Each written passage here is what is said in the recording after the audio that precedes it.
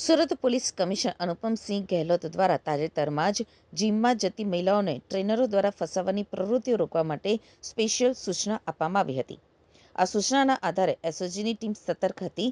DCP Rajdeepsinh Nakum અને PI as સોનારાની ટીમે અગાઉ પણ જીમ સંચાલકો સાથે મીટિંગ કરી આવી ગેરકાયદે પ્રવૃત્તિઓ ન કરવા તાકીદ કરી હતી. જોકે સુરતના પાલ વિસ્તારના એક જીમમાં ટ્રેનર તરીકે કામ કરતા શબ્બીર અસગર ટૂંકવાલાએ મર્યાદા ઓળંગી હતી. શબ્બીરે જીમમાં આવતી એક આધેડ મહિલાને પોતાની વાતોમાં ફસાવી પ્રેમ જાળમાં જકડી લીધી હતી. ત્યારબાદ આરોપીએ મહિલાના અંગત ફોટા પાડી તેને વાયરલ કરવાની ધમકી આપી હતી અને લાખો રૂપિયાની ખંડણી માંગી બ્લેકમેલિંગ શરૂ કર્યું હતું. જ્યારે આ ઘટનાની જાણ એસઓજીની ટીમને થઈ ત્યારે પોલીસે વિલંબ કર્યા વગર ત્વરિત તપાસ હાથ ધરી હતી. ટેકનિકલ સર્વેલન્સ અને મળેલી માહિતીના આધારે પોલીસે જીમ ટ્રેનર શબ્બીર ટૂંકવાલાને ઝડપી પાડ્યો છે.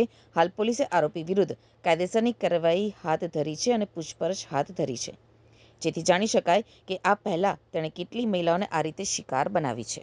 9/3/2026 ના રોજ એસઓજીએ એક જીમ ટ્રેનરો અને સંચાલકોની મિટિંગ લીધેલી અને એ લોકોને વોર્ન કરેલા કે ભાઈ તમે જ્યારે પણ જીમ ટ્રેનર તરીકે કામ કરતા હોય અથવા જીમમાં જતા હોય તો ત્યાં તમારો શિક્ષકનો રોલ હોય છે. કોઈ પણ પરિણીત કે અપરિણીત મહિલાની જ્યારે તમે નજીક રહેતા હોય ત્યારે તમારે એમની સાથે કોઈ પણ સંબંધો બનાવવાની કોશિશ કરવાની નથી.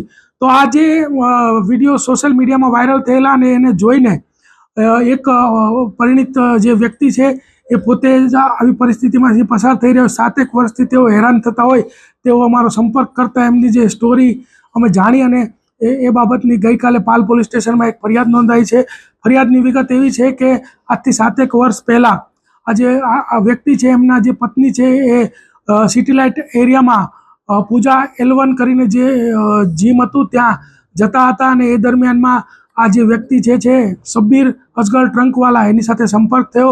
ત્યારબાદ એમની નજદીકી વધી અને ત્યારબાદ આ વ્યક્તિ વારે ઘડીએ આ જે આગેડ છે એના ઘરની આજુબાજુ, આ મહિલાના ઘરની આજુબાજુ એથર જે એનું બાઇક છે લઈને ફરતો હતો અને આજથી 7 મહિના પહેલાં આ વ્યક્તિએ એમ કીધું કે ભાઈ જો તારી પત્નીના વિડીયોઝ ફોટોઝ પણ મારી પાસે છે અને જો એ વાયરલ ન કરવા હોય તો તારે મને 5 લાખ રૂપિયા આપવા પડશે અને એમ કહીને જતો રહેલો. ત્યારબાદ એ ફરીથી 2.5 મહિના પહેલાં મળેલો ભૂલકા ભવન સ્કૂલ પાસે અને ત્યાં પણ એને જે એની બાઇકની અંદર કાચ રાખેલો એને તોડીને એનો ત્રિકોણ આકારનો કાચનો ટુકડો એના ગળે રાખીને કીધું કે આટલી વાર લાગશે, પેલા પૈસા કેમ નથી આપતો અને તારી પત્નીને તો હું મૂકી જ ને એમ કહીને એની પાસેથી 50,000 રૂપિયા લઈ લીધેલા. આ વ્યક્તિ ખૂબ જ ડરી ગયેલો અને એ કંઈ બોલી પણ નહોતો શકતો અને ત્યારબાદ જ્યારે આ મિટિંગ થઈ અને સોશિયલ મીડિયામાં જે મીડિયા મિત્રોએ અવેરનેસ ફેલાવી અને જોઈ અને આ વ્યક્તિ અમારા સંપર્કમાં આવ્યો અને 308(5)ની 10 વર્ષની સજાનો ગુનો જે છે આ શબ્બીર અસગર ટૂંકવાલા વિરુદ્ધમાં દાખલ કરવામાં આવ્યો છે. અન્ય જીમ સંચાલકો અને ટ્રેનરો સાથે શું હશે?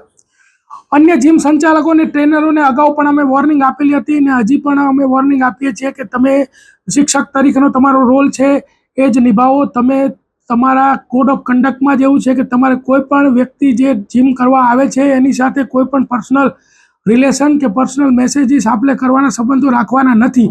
જેને પાલન કરવું એ તમારા માટે પણ હિતકારક છે અને સમાજ માટે પણ હિતકારક છે. વિડીયો વાયરલ કરવાની એવો કઈ રીતે? જ્યારે આ વ્યક્તિએ પોતાની એને કીધું કે મારી પત્ની, અમારે ઘર કંકાસ થતો હોય, મારી પત્ની છે એની સાથે સંબંધ તું તોડી નાખ, ત્યારે એને કીધું કે મારી પાસે તો અમે બહાર ફરવા ગયા હતા એના ઘણા ફોટા વિડીયોઝ છે અને જો તું 5 લાખ રૂપિયા નહીં આપે તો એ વાયરલ કરીશ, એ રીતે ધમકી આપેલી. કોઈ મહિલા ટ્રેપમાં ફસાઈ હોય તો કઈ રીતે પોલીસનો સંપર્ક? કોઈ મહિલા જો આવી ટ્રેપમાં ફસાઈ હોય તો કોઈ પણ લોકલ પોલીસ સ્ટેશન અથવા તો એસઓજી અથવા તો કોઈ પણ બ્રાન્ચનો સંપર્ક કરશે તો એમને મદદ કરવામાં આવશે, એમને પૂરતી સહાય કરવામાં આવશે અને એમને આ ટ્રેપમાંથી બહાર કાઢવામાં આવશે.